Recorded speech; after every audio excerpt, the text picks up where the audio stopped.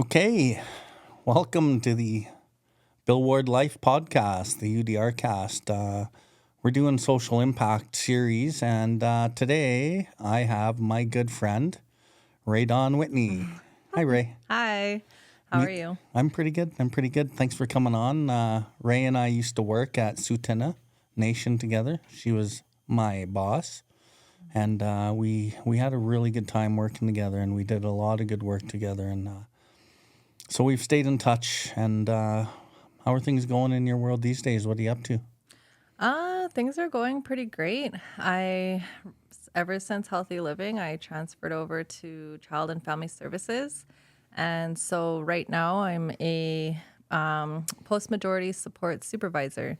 So I work with children young adults who aged out of care. So I work with young adults between 18 and 25, try to gain independence into adulthood. So these individuals, I'm assuming they were in care for a lot of their life, and then they aged out, and then what did they do usually? Well, really, historically, once they turned 18, then they had no support. And so there was a time where there wasn't any funding for these young adults. And so they would get left to figure out life on their own. And a lot of them had a lot of challenges, and it just ranged from like basic life skills to mental health, addictions, and mental, diagnoses. And so now that they've put the funding in place and they put these programs in place, it helps them to get connected to a worker and helps, them to navigate life into adulthood. Is this a new program? The post-majority support services is a new program. It's a federally funded program. And we just launched ours. So I started at Tsuut'ina Child and Family in November last year. And the funding came out in April 2022, but Tsuut'ina got a little bit of a late start. And so just right now, like we just got fully staffed. And so we are just kind of launching our program more, which is, it's been 6 months now. So for years and years and years, because Indigenous kids have been put in the care or taken out of family home for many years now, right? Yeah. And so for all of those years, when they were in the care of the government, foster homes and their whatnot, and then they turned 18, they were just released into the world with no real support. Yeah, there wasn't really much of anything.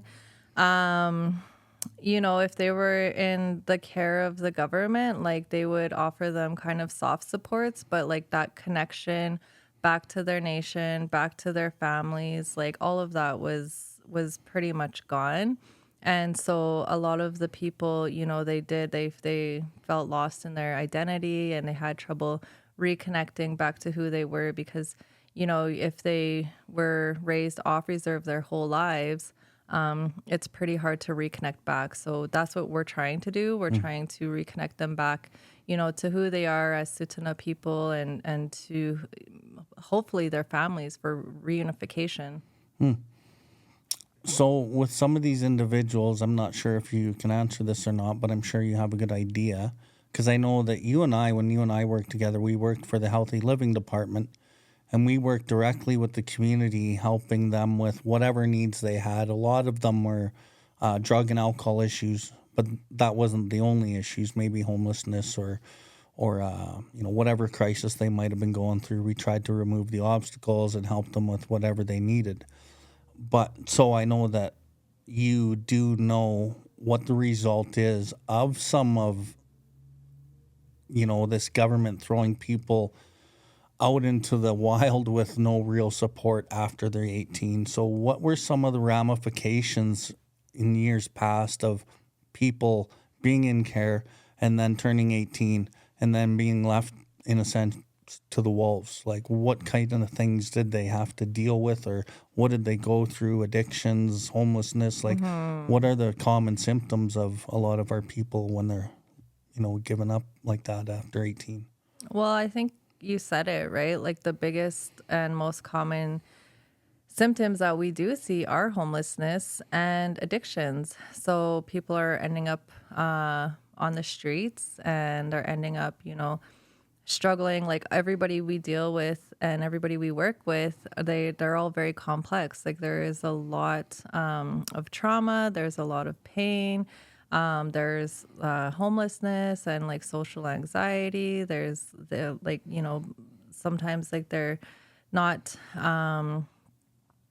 you know, they're lacking in kind of like life skills. And so it's like we're trying to build them up. We're trying to help them find their identity. And we're trying to really like work on that self development piece. And it's not all of them, but, there is a really high percentage that, we need to help to get motivated and help them with like self development and life skills and just get them, you know, build them up so that they can make those choices to live a good life, because a lot of them, like there's a lot of complex like trauma and pain.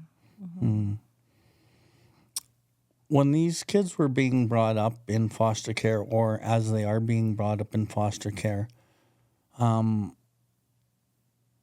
a lot of the foster care families like quality families? Do they provide the kids with like a decent life? Or is it more, it's in your opinion more that they're just doing it for the financial gain? Or, what do you see just from your time in? Well, for the protection side, which is like, the child welfare system, I know that there is a lot of good people who do want to help, and, they do provide the children with, quality care, but it's not mandatory for them, for the families that are fostering them, to actually connect them back to their culture, or, take them to powwows or keep them connected to their community. So, like, sadly, a lot of them don't. And it's like, we can't, they can't make them do that. So, what we are seeing is like a total disconnection. Like, if we have somebody who is a Filipino family, like they're teaching them, Filipino ways. Or if we have, a Caucasian family, then that's totally Christian. Then, that person is being raised as a Christian, right? So it's like, it's up to the foster family, and it's not mandatory. The children they do have a right to, the connection to the culture, the language, the land, but it is up to the foster family. It's highly encouraged, but sadly, like it's not mandatory. And on that note, like in my own life, I was raised primarily on the white side, so I'm half Cree and I'm half white. And I had been given back to my mother from my grandmother when I was about in grade 3. And then I was raised, pretty much in the white Christian way. And when I was in grade 3, my mom put me in a Catholic school.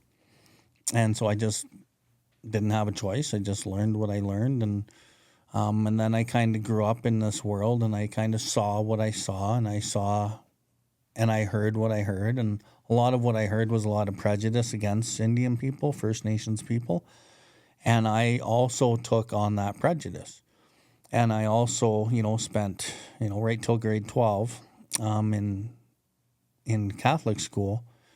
But 30 years later, when I'm a drug addict at 42 years old, I got into recovery. I started doing some of the deep inner work that's required to be recovered. And, year 6 into my recovery, I realized that I spent my whole life in this huge identity crisis. A lot of it was because I wasn't connected to my First Nations roots. And I wouldn't have even known that unless I had done some digging within my own self and looked at it.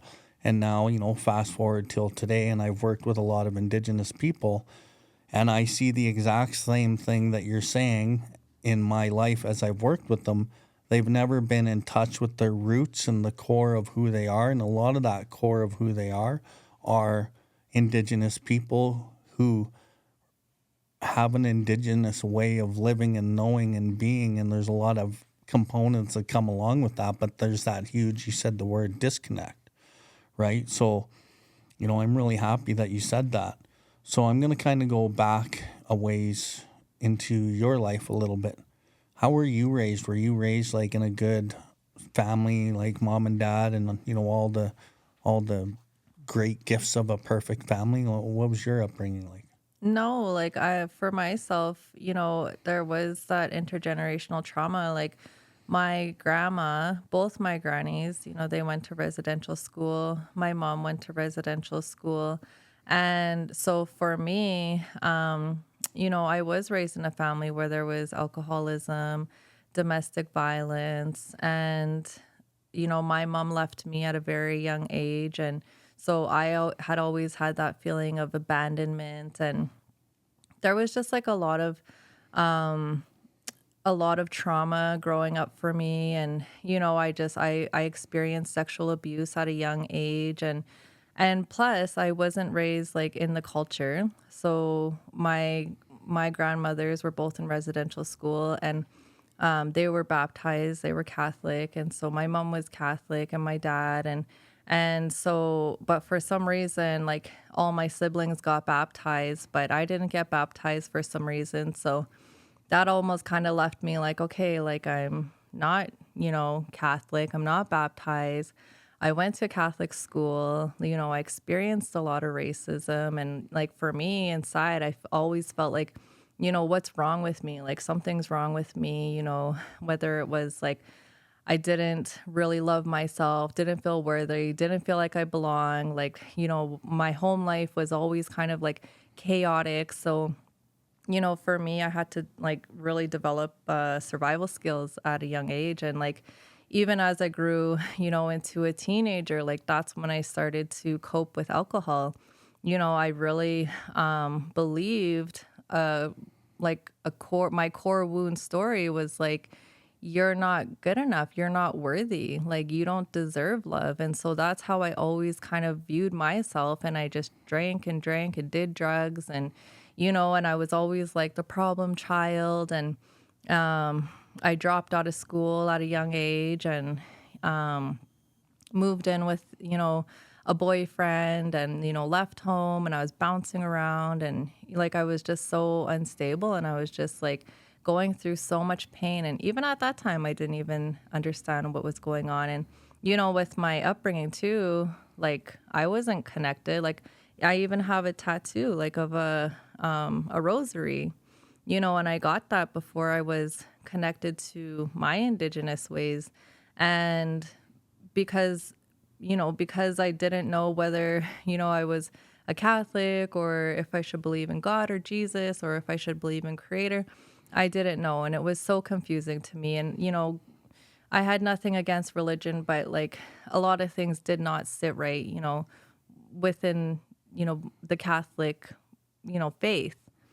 But then I didn't know much about Creator. Like nobody was there to teach me. Like I didn't have a mentor. I didn't have anybody to be like, hey, this is our ways. So it was very confusing. And, I knew there was something guiding me. Like I always had that really strong, like intuitive connection that like, okay, I'm going through a lot of shit and I'm still alive. Like, like how is it that, I'm at near death like every weekend, so, and I always question like, how am I still here? Why am I still here? There's something pushing me. Like there's something keeping me, from, trying to commit suicide and getting into these car accidents.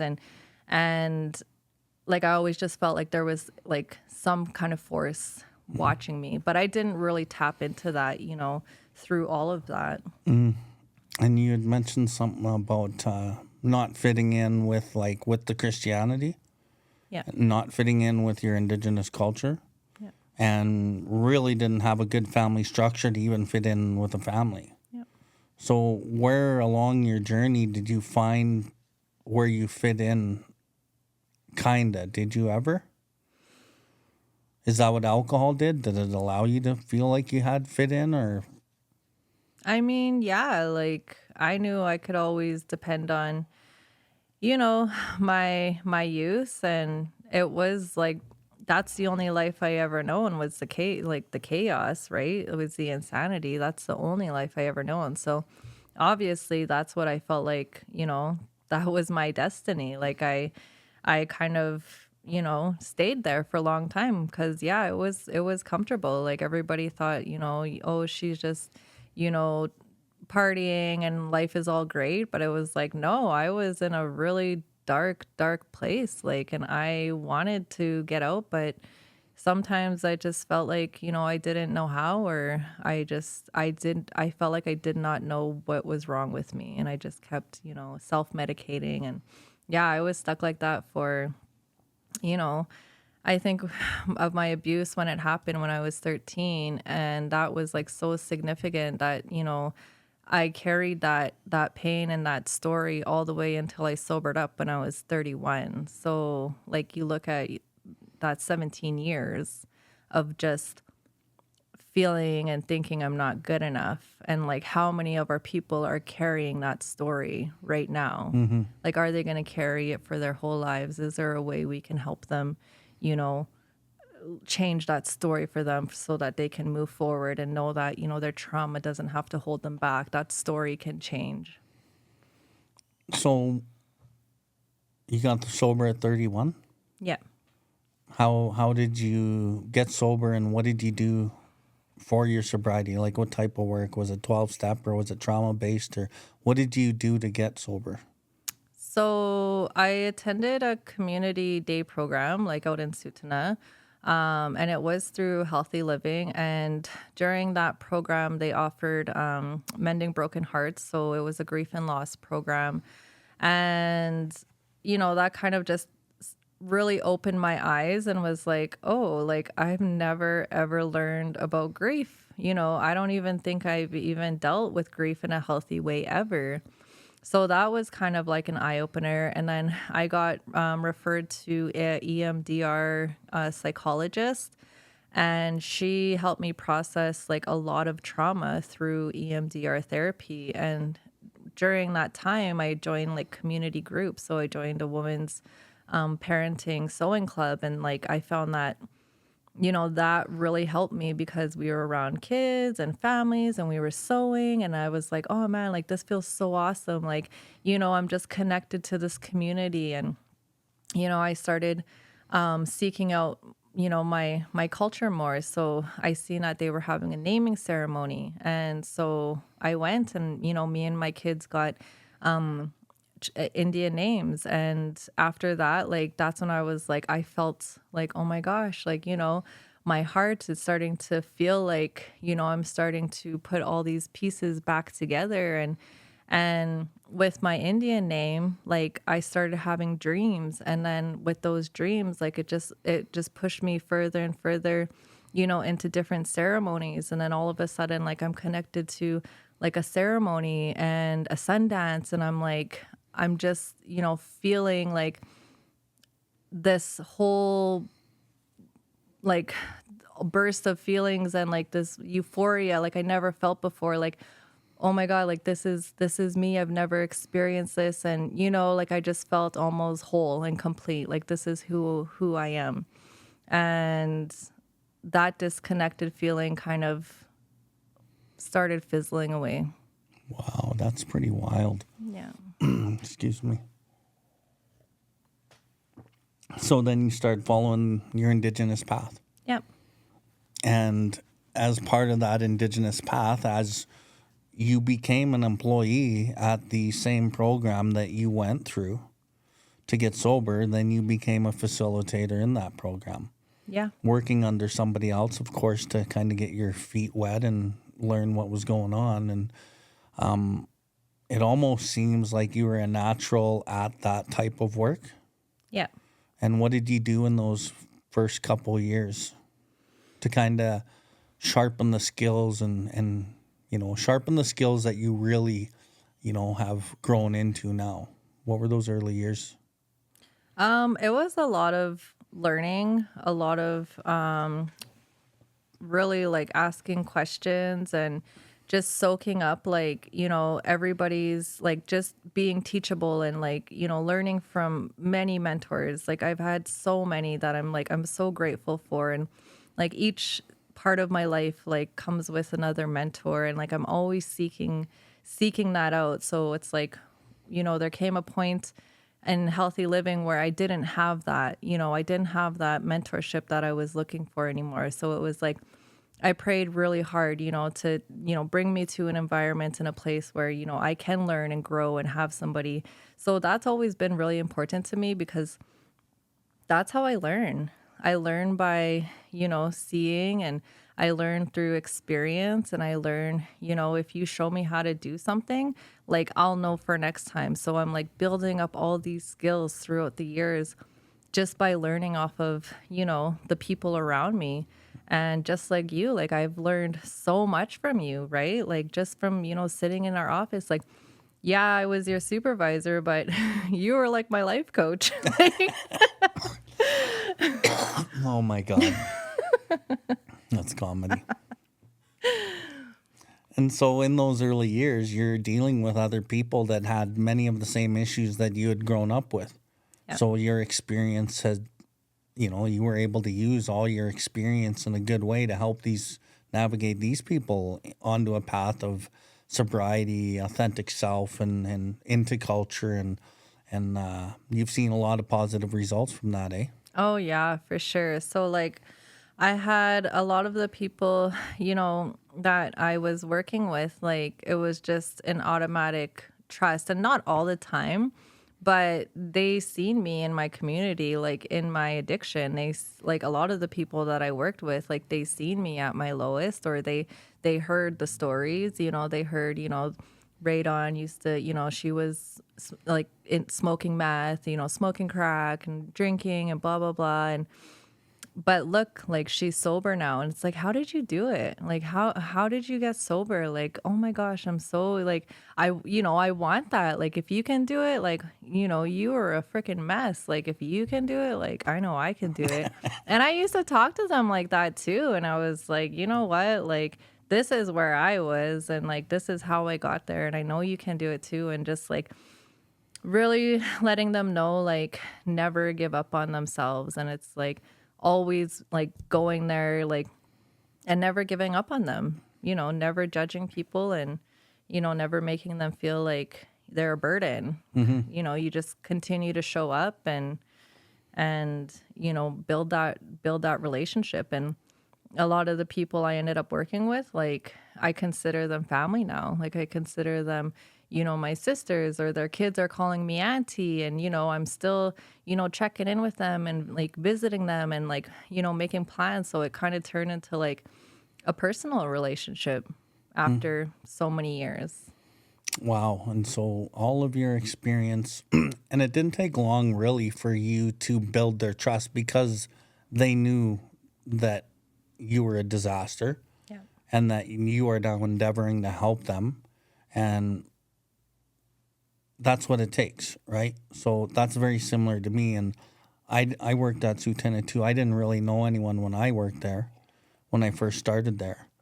But all I had to do was share my experience, share the way that my life went, and then share how I felt, share my anger, share my sexual misconduct, share my judgment and my gossip, and share all the things that actually drove me to drink. And then they believed me, and they also believed that there was a solution, and that we could go that way if we had some guidance, and if we had some willingness, and if we really wanted it bad enough, right? Yeah. And so for me, working at Tsuut'ina was pinnacle in my career path. And, I want to thank you for guiding me along those ways. And, because I didn't know really what I was doing when I started, but I just kind of fit in just perfectly. And it worked itself out over the 2 years that I was there. And so, and the other thing I think I'll say is, I know in like mental health or whatever education, when you go to school to have to learn how to like deal with people, addicts, alcoholics, people with mental health issues, emotional issues or whatever, you're told to have these boundaries and not really let them get to know you on a personal level. And when I heard that, I thought that was the stupidest shit I ever heard when I'm in the business of helping somebody. The biggest gift I ever got was my experience and getting to know them and sharing my pain with them. And my whole life's journey is what actually has made me the most effective at the job that I do. So I always wonder, why would you guys teach people to not do what actually works? Have you ever thought about that? Yeah, for sure. I mean, it's a very clinical, way of thinking, and it's like we as Indigenous people, we need to be real and we need to be raw with each other, because it's almost like, you're putting up that guard, and it's like we've already had so many, barriers and people, putting up their guards to us, and it's like if you're blocking that, you're blocking love. And once you start blocking love, then it's like they're going to feel that. Somebody's going to feel that if you're not being authentic, if you're not being real, if you're just, doing their, doing them, services, and then that's it. Like there's no connection. And some of the best times and some of the best connections I've had is like with people, and where it's after hours. I'm not supposed to be working, but this person needs my help. And it's like, yeah, that was a boundary, but it's like, I'm here for you and I'm not just going to leave you. And, it's not 4:00 and it's time to check out.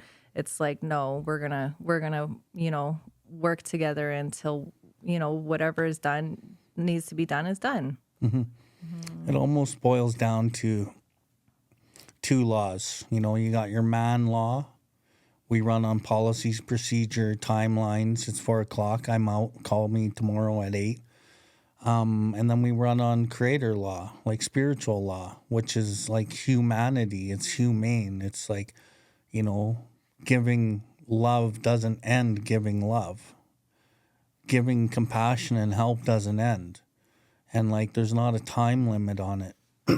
And for these people to really believe and have trust in us, we have to have that way of living and being so that they can know that they can depend on us to whatever degree. But you did talk about being raw and real. Yeah, there's a point where we have to tell them, like, I have a life too. Yeah. And you have to take responsibility for your journey. Yeah. And you have to get in the environments that are conducive for your own health, well-being, and recovery.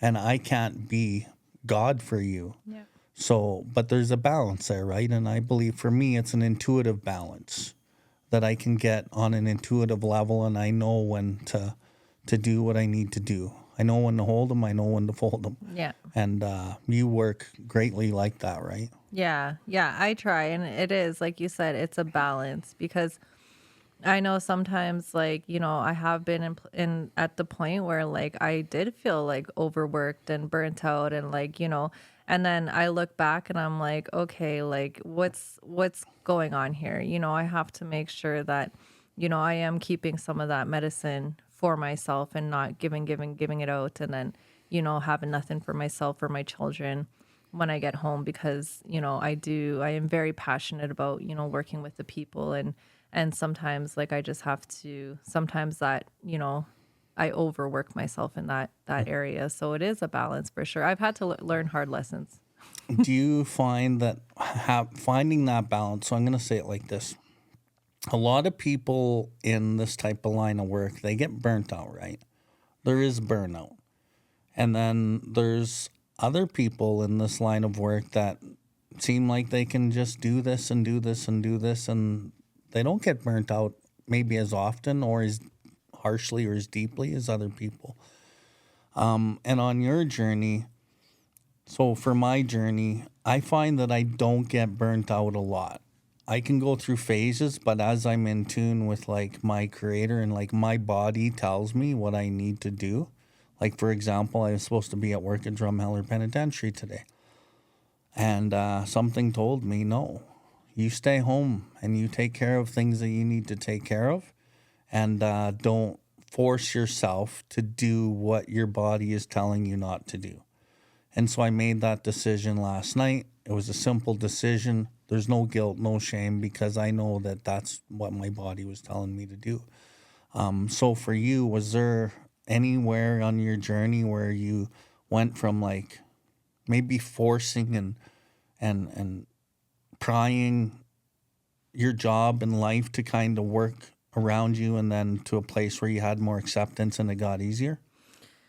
Yeah, I mean it's been up and down because I feel like I started my career very early on, like even 1 year into my recovery, I was already working, right? So I was healing and like, healing myself and working at the same time. And that was the balance too. So over the years, what I had noticed is like I would go like 3 months just feeling great. And then stuff comes up in my own healing. And then I have to take care of myself. And then, so I think for me, like working on my own trauma while I was helping, in my community, like that was tough. But I am very good at, my priorities with the people.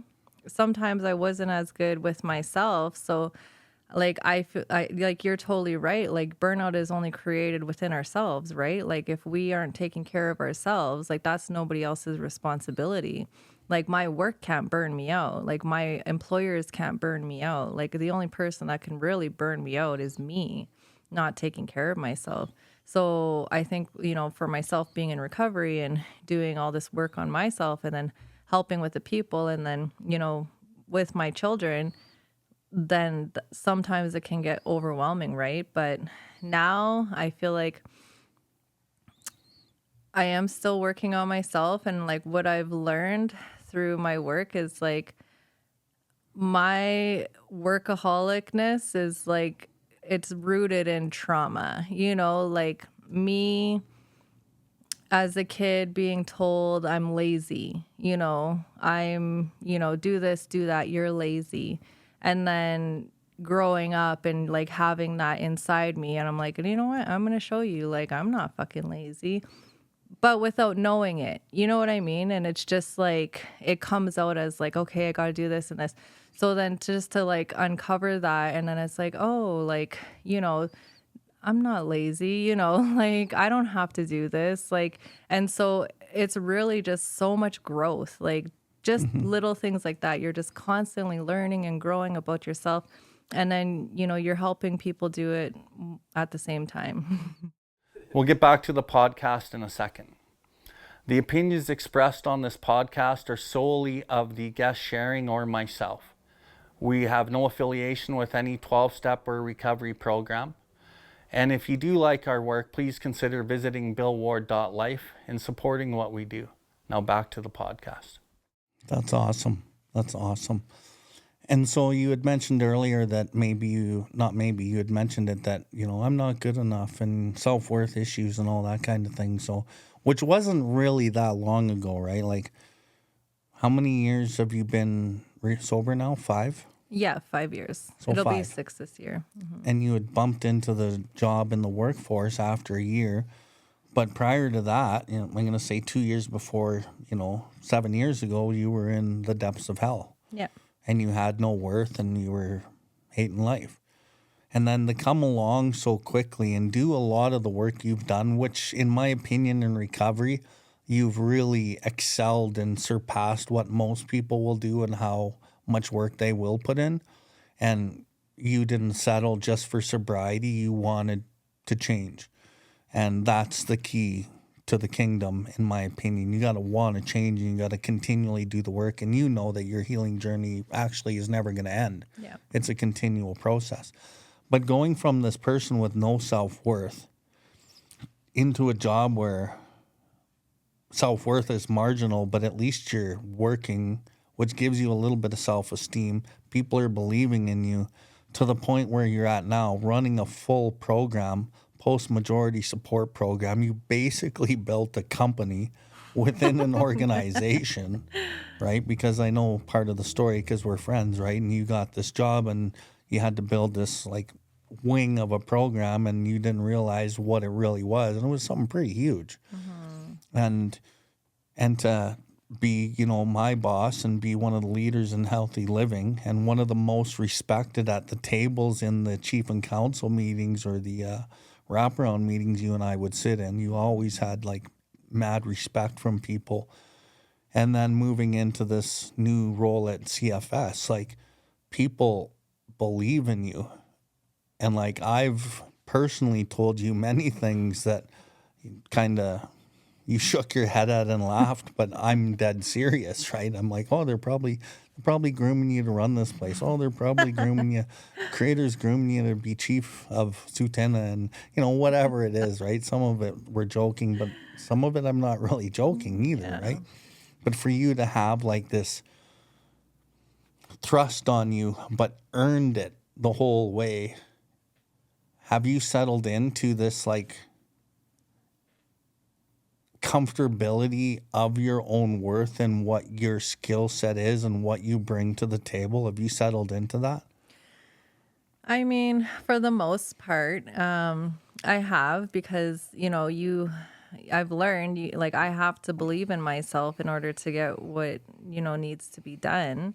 And always like believing in manifesting and goal setting and like, really good at wanting, to get to a point and then getting there and feeling like, okay, what's next for me? Like I feel like every part of my life is a stepping stone for the next thing. So I'm always thinking about it and, preparing for it. And like, I never asked to get, I never applied, I never really, I've just been put like placed and I believe it was from creator because if somebody's giving me an opportunity, they're saying, do you want this or not? I'm like, yeah, like I want it. And then it's like, I'm bumped up to the next thing. And it's like, hey, I think you would be really great for this position. Like you've been doing so good. And I'm just like, oh, okay. Like, I'll take it. And so it's like, I've just accepted everywhere, where I've been given opportunity and never really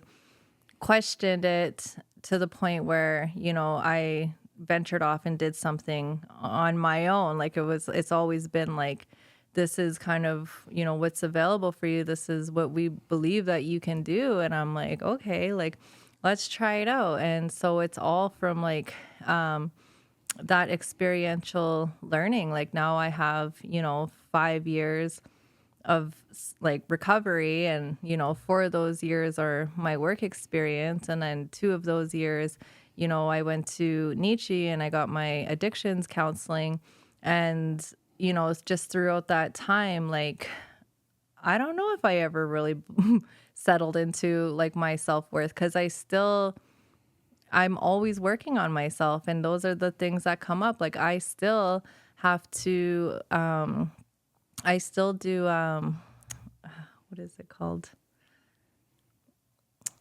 Take your time. Yeah, I forget what they're called. Anyways. Okay. So, yeah, and like I know a lot of people love you. And I think what they love about you is you're real. You've come from the depths of hell. You're a straight shooter. The cards are always on the table. And because you speak so authentically from a place of love and service to the people and like standing in your own ground, it's not even like you have to set boundaries in your life anymore.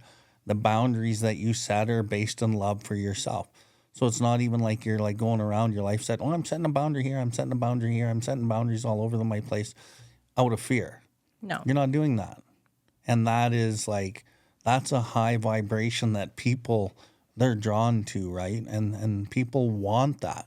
So people are going to come and compliment you and want what you have continuously, and it's not going to end. And another thing I think that you've done, and this isn't like the pat Rae on the back show today, I'm but, like, right?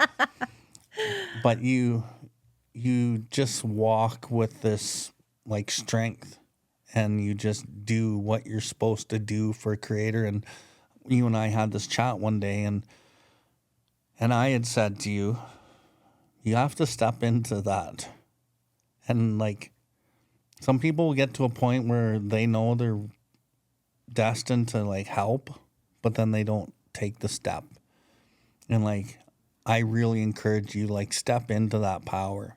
Step into what you can bring and what you can do, and don't look back. And you're going to be burdened with a lot, but the burden also has a lot of gifts with it. And I think that you've done that, and you're going to continue to do that. And it's a beautiful thing. So kind of getting back to this post-majority support thing.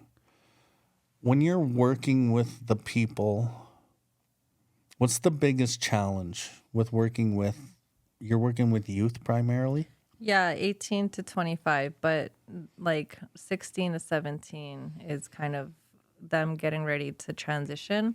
And then once they're 18, then we have our funding supports for them. So do these young people even want your help? I mean, it's tough because a lot of them, they don't trust child and family services just historically. Like you have somebody who has gone through 18 homes and that's how many workers. And then all of a sudden, they're 18 and, they don't have to worry about that anymore. And then you have these people coming and saying, hey, like, do you want another worker? Like, do you want, do you want the support? And of course, some people are going to say, yeah, like I'm open to the help, but we're running into people who just, they're not, they don't trust us. There's resentment. There's even resentment towards the nation. There's resentment towards the culture. And so really trying to build that relationship with them and just to have that trust, it's hard. It is, but all of our workers, so they're all from Tsuut'ina. Most of them are lived experience. Like they're all in recovery. And so I think that makes a huge difference is, we're coming to them, from our own nation, right? So would you say those are the biggest challenges with working with the young people? I mean, besides the barriers that they face, like housing is a huge issue, right?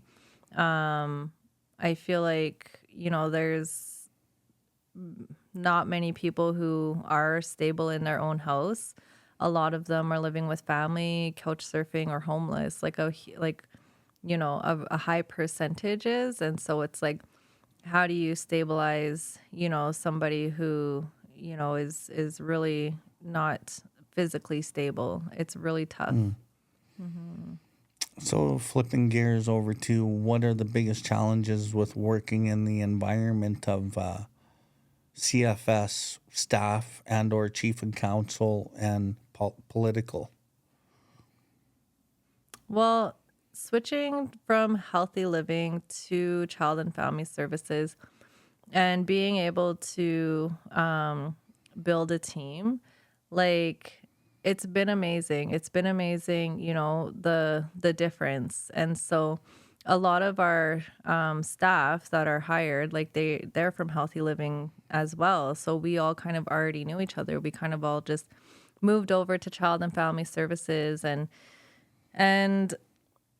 when we're looking at hiring people, we're looking at people with that drive, that passion, that heart, that love for the people, like the dedication to help, like the connectedness, like, people who just have like good hearts and are authentic and you just know they're good people.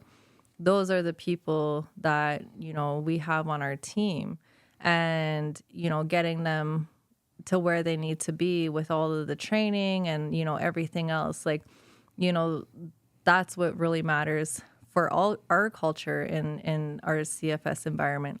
And it's good. Like it's a good environment. They're, they want to switch like the name of Tsuut'ina, right? They want to switch. They don't want it to be Tsuut'ina Child and Family Services. We're going to switch it to something else because of the stigma. Like we want people to know, like, we want to be open with the community. We want the community to trust us.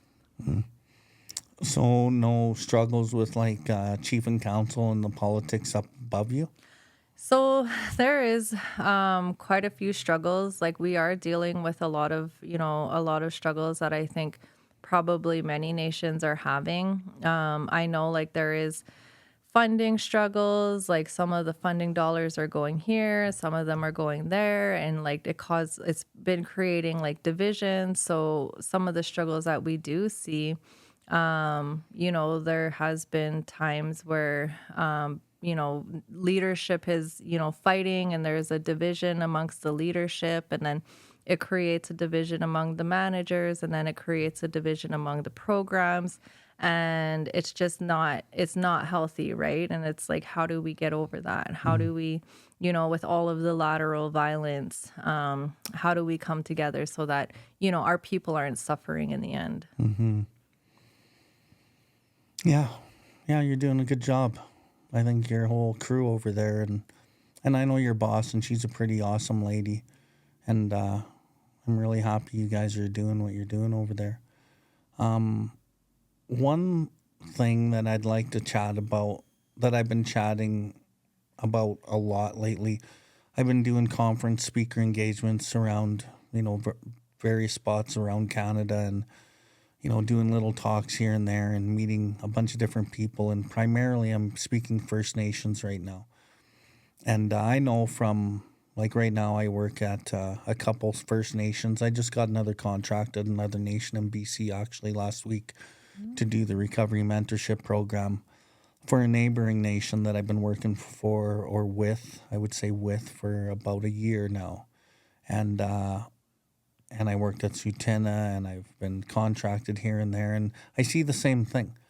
A lot of the underlying causes of a lot of the addiction and a lot of turmoil within our nations is sexual abuse, sexual assaults, things that nobody's talking about, getting swept under the carpet by chief and councils, by community members, by administration staff, and it's a really sick part of our nations that's not been exposed. And it finally, addictions is being exposed for what it is. And at some point, this other white elephant in the room has to be talked about and exposed, because there's a lot of healing there, but there's a lot of pain going to be involved with it too. Do you have a take on, maybe the sweeping under the carpet, and then what needs to happen as far as it needs to be talked about? Yeah, for sure. So, like early in my recovery, I got asked to do a speaker engagement, and the first thing that came to my mind, like, was I want to speak about, sexual abuse and my story, and it kind of was like the whole reason of my using, and like, all the trauma, and like I knew that a lot of people that I knew experienced sexual abuse. And so I did speak about that. And after that engagement, I think there was, 150 people there, all the way, out the door. I had young women coming up to me and, telling me like, thank you for sharing that. Like, that's what I went through, or I related so much to your story. Like, you're so strong. Like, I went through that too. And it was kind of like, like, wow, like, it's empowering, right? And like maybe they have never even told that to anybody before, but they had somebody, with courage and bravery to go up there and say, like, this is what happened to me, and this is, how it affected my life, and this is, how I healed from it.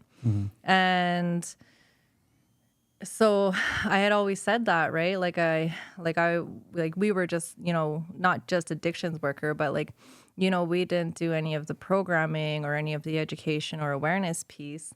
But I had always, said like we should be talking about, sexual abuse. And some of the comments I got was like, this community isn't ready to talk about sexual abuse. And it's like, really? Like, that's kind of why we need to talk about it. Like, Right. Yeah, if that's going to be the reason, maybe that's like we should be talking about it. So I know for myself, like I found that kind of ironic. And, like even now I'm looking within our program, my program, to be able to bring that to light, however that looks, right? Like we're connecting with people, we're connecting with agencies, and we're trying to figure out, okay, how are we going to do this? Because we can't just not talk about it anymore. Like a lot of people who have experienced sexual abuse, like they have that story that I had was like, I'm not good enough. And they don't know why they are the way they are. And so I feel sad for the very young ones who are going through that, the teenagers, like the teenager that I was. And I just really wish that I, was able to have somebody tell me, their story and how they got through it and, had the education, had the awareness, had the programs, not just go to a counselor. I didn't trust a counselor. I wasn't going to tell a counselor, but I probably would have opened up if it wasn't such a stigma. And if you were maybe the one they were talking to, because you don't have the issue of not, you are willing to share your story, right? And I'm willing to share my story, which is why people want our help. And I think on that note, we need to train people to do how we do it, not the other way. Yeah. Because the other way, people will just not tell the story because they can feel the other person energy isn't like open and loving, and it's not conducive to this person sharing what they need to share. So in some ways, we should almost change how we're actually building our workers and how we're getting them to engage with the people we're trying to help. Yeah. And maybe give them more tools to learn how to not burn out. Yeah. And, but the system runs like it does. But I think there are little symptoms that things are changing in a good way in a little bit. And then the last thing I think I'll mention here is a lot of chief and councils aren't healthy either. Yeah. And here we are 3 or 4 levels down trying to help the people.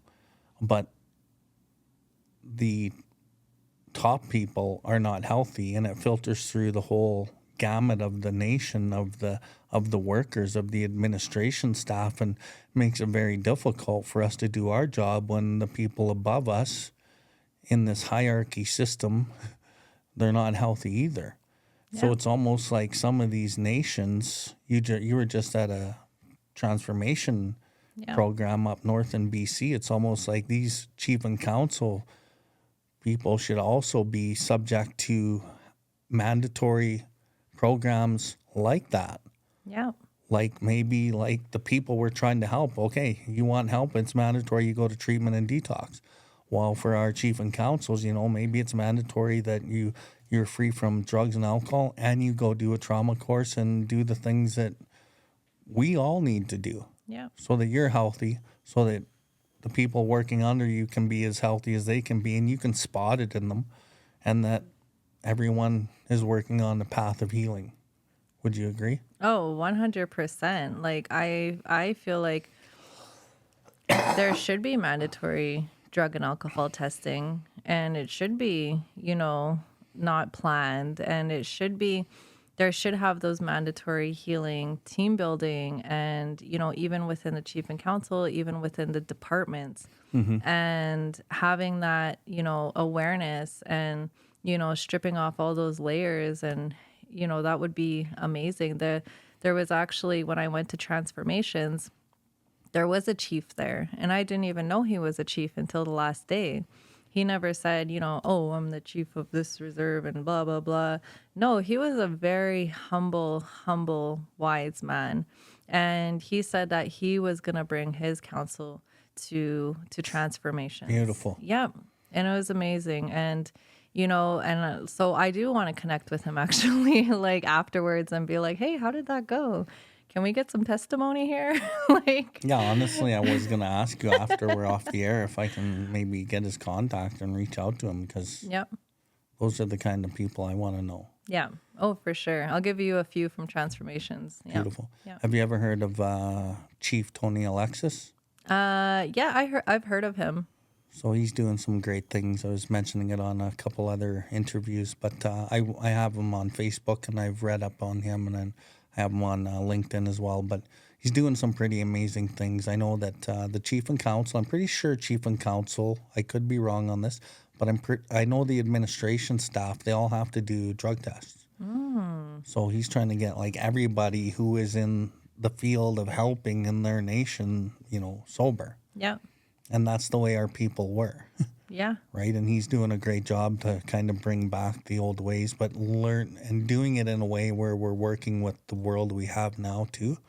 So he's doing it in a good way, and I'm going to keep my eye on him. Oh, wow.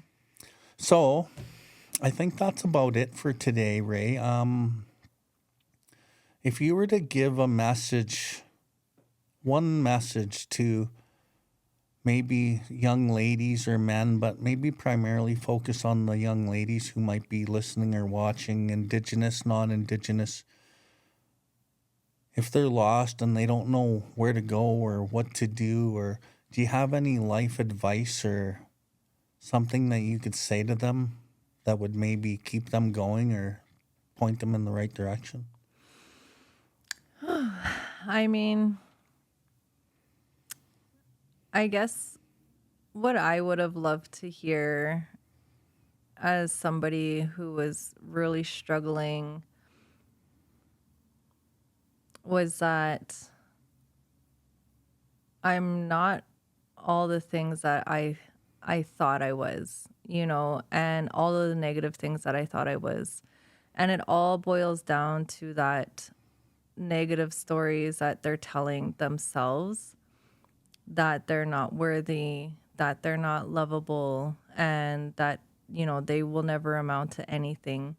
And trying to understand why they feel like that or think like that really boils down to trauma and, to childhood trauma, to our family dynamics, to, just our childhood in general. And, to know that that story is a false story. And, I learned a lot through transformations and through all my trauma and healing. And I really just wish, I don't wish I would have known that a long time ago, because I don't regret the life that I have. But maybe that's why I'm here now, to be able to share that message and to try to help young Indigenous women, or just Indigenous women and people in general. Like, our trauma has a lot to do with the way we're struggling today.